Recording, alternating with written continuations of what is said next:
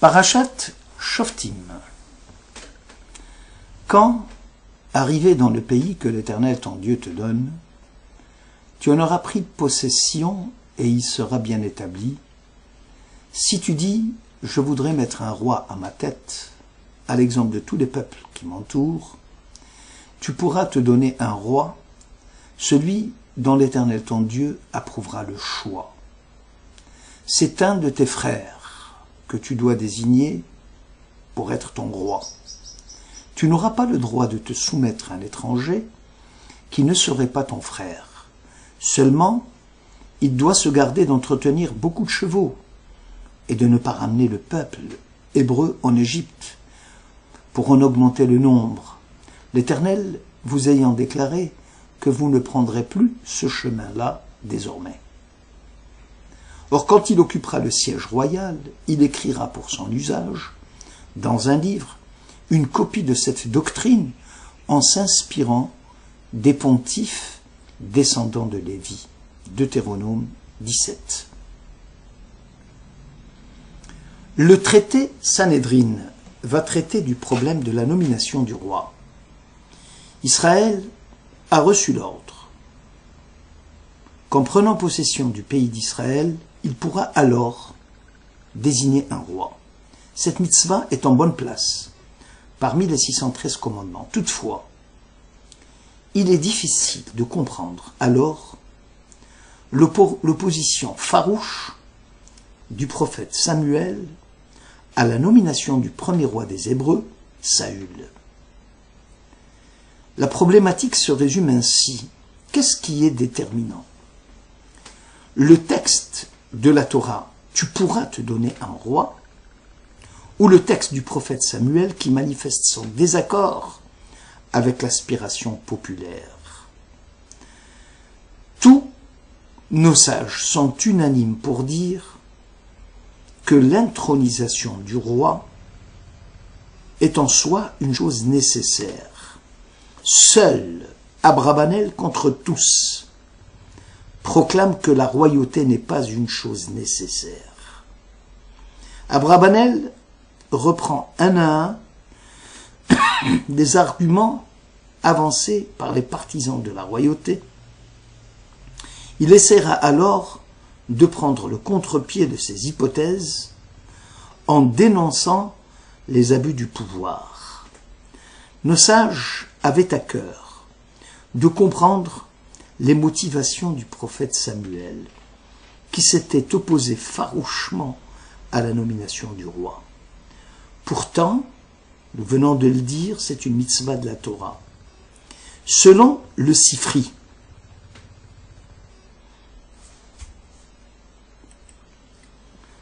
l'antagonisme de Samuel provient du fait que le peuple d'Israël voyait dans la nomination d'un leader un chef qui favoriserait le culte idolâtre au sein du peuple. Donne-nous un roi pour nous gouverner comme tous les peuples. Samuel 1, 8.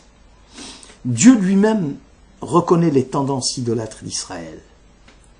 Il dit à Samuel, son prophète, « Ce n'est pas toi qu'ils rejettent, c'est moi-même dont ils ne veulent plus pour leur roi. Comme ils ont constamment agi depuis que je les ai tirés d'Égypte jusqu'à ce jour, me délaissant pour servir des dieux étrangers. Ainsi agissent-ils encore sous tes yeux. » Samuel 1, 8. Abrabanel rejette cette hypothèse, car, dit-il, si la chose est exacte, pourquoi va-t-il accéder à leur demande?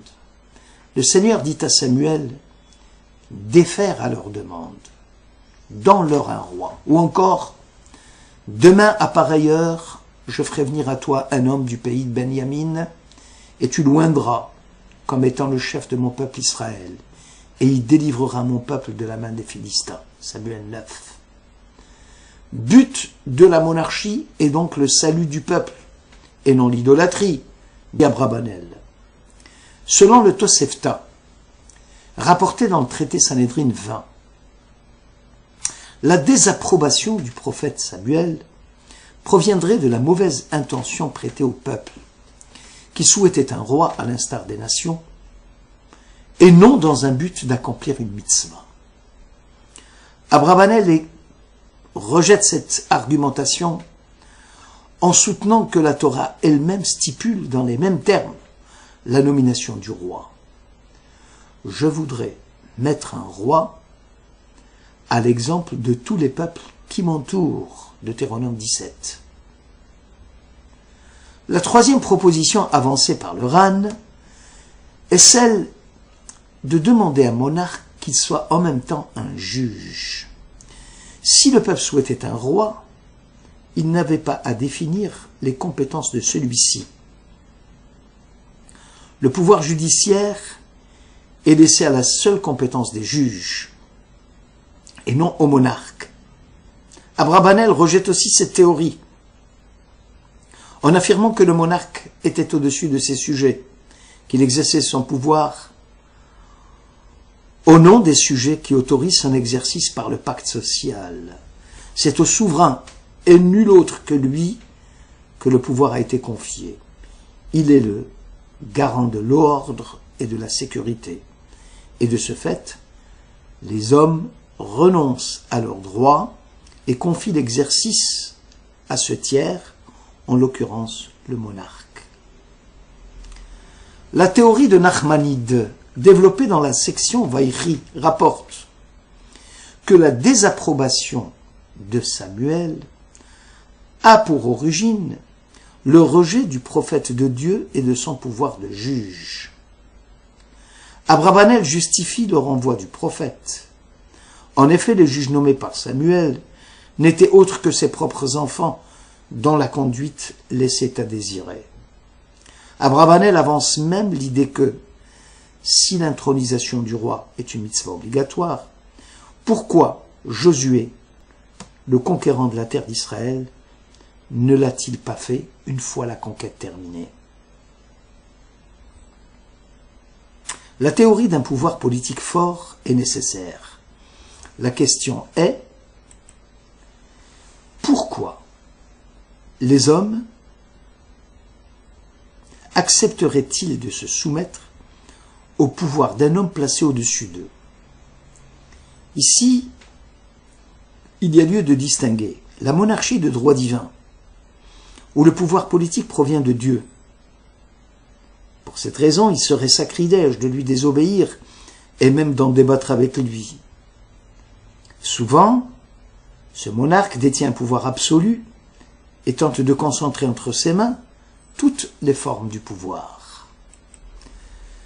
La monarchie de droit constitutionnel, divers éléments institutionnels viennent tempérer le pouvoir du roi.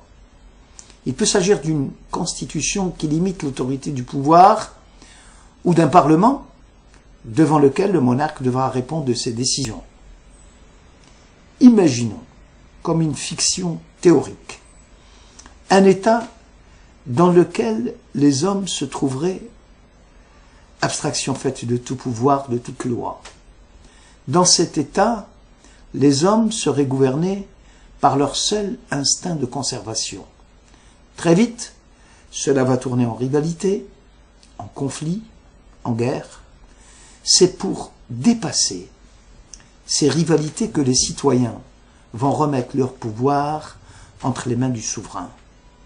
Le pouvoir devient ainsi un acte volontaire et juridique.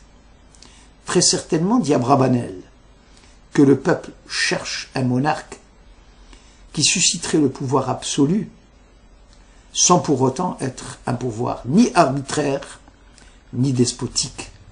Dans le cadre précis de l'époque de Samuel, l'erreur consistait à vouloir choisir un pouvoir arbitraire et dictatorial au détriment d'un pouvoir constitutionnel obéissant à la Torah et à ses représentants.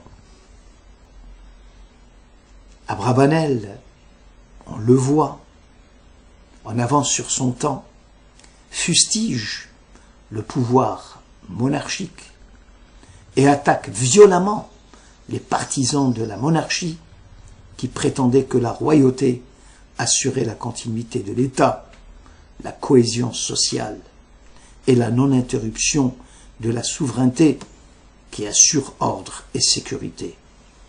Abravanel propose une conduite des affaires collégiales et politiques, fondée sur un contrat ou un pacte social qui instaure les rapports entre différentes sphères du pouvoir.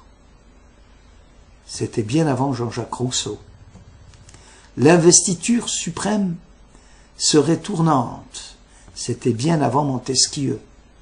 Et qui empêcherait la confiscation du pouvoir par un souverain dont la puissance serait illimitée, puisque ces sujets se sont dessaisis de la leur à son profit. Abravanel a horreur de l'absolutisme, c'est-à-dire d'un souverain qui profiterait du fait de son pouvoir absolu au-dessus de ses sujets, faute de quoi son pouvoir serait sans cesse discuté, mais aussi qui doit s'exercer surtout au nom de ses sujets, puisque le pouvoir lui a été confié. Ce souverain qui détournerait le pouvoir à son profit finit par devenir despotique. Certes, le pacte social pose des limites au despotisme. Ainsi, un souverain qui mettrait en péril la vie de ses sujets romprait l'acte qui le relie à son peuple, et ce dernier, au nom du droit à la vie, peut recouvrer le droit naturel de se défendre et de se défaire de l'arbitraire. Les propositions faites par Abravanel sont au cœur des questions qu'aucun démocrate ne peut éluder. Quelle part d'obéissance le pouvoir peut-il légitimement exiger sans outrepasser son droit? Quelle part de liberté les hommes vivant en communauté peuvent-ils légitimement réclamer sans menacer la paix civile? Abravanel cite en exemple Venise, Genève ou Florence, qui à son époque jouissaient d'un pouvoir collégial et étaient réputés pour leur sens de justice et de droit. Abravanel, s'appuyant sur Maïmonide dans le Guide des Égarés chapitre 10, écrit que le roi, comme l'océan, ne connaît point de limite au moment de leur furie. Tout celui qui s'y exposerait mettrait sa vie en péril. Le vent qui souffle sur l'océan est souvent suivi de tempêtes, et le courroux du roi a pour conséquence des châtiments terribles contre les coupables.